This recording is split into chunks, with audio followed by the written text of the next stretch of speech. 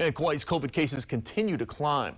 The county's district health office reports another 16 new cases that are not included in today's count.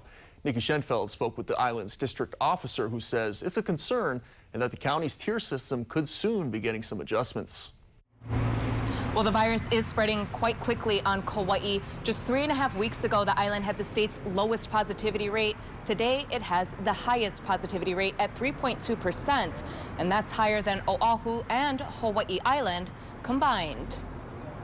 Kauai rejoined the state's Safe Travels program last month, giving residents a chance to travel without coming home and quarantining. But many have unknowingly come home with the virus, and some with more contagious strains. This is our local residents primarily, so it's where our people are traveling, and a lot of that is just inter-island, and then it tends to be West Coast. She says she's looking into possible clusters with state epidemiologist Dr. Sarah Kemble. It's not that it's just one location or one neighborhood or one site. It's really popping up in a lot of different places on our island. The UK and California variants have already been detected.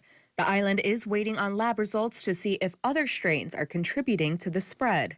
Currently, Kauai leads the state in vaccines per population and is now seeing more demand. A lot of the Kaiser Clinic here said as soon as the cases went up, they began to see an uptick in requests for appointments for vaccines. She says about 60 people were being tested daily for COVID. And by Wednesday, about 350 people started showing up for tests, which has led to more free testing all weekend.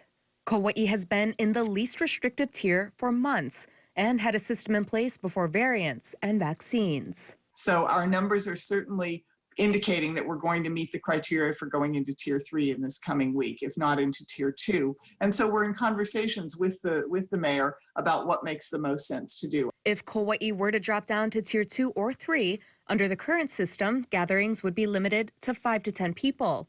Outdoor and indoor organized sports would be stopped. Retail stores would be limited to 50% in Tier 2, and gym capacity would drop to 25%. Restaurants and bars would have a maximum of 5 to 10 people per group.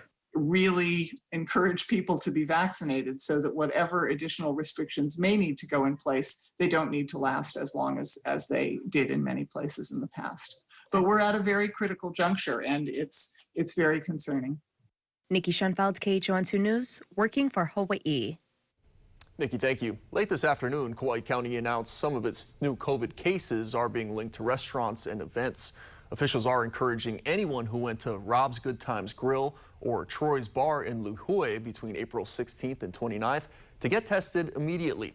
The health department also says some people who recently tested positive for COVID-19 also attended the Ikolu Mea Nui drive-in concert at Vindiha Stadium on April 24th and the Sheraton Kauai Coconut Beach Resort Brunch Babes show in Kapa'a on April 17th or 18th. There are now 66 active cases on the Garden Isle.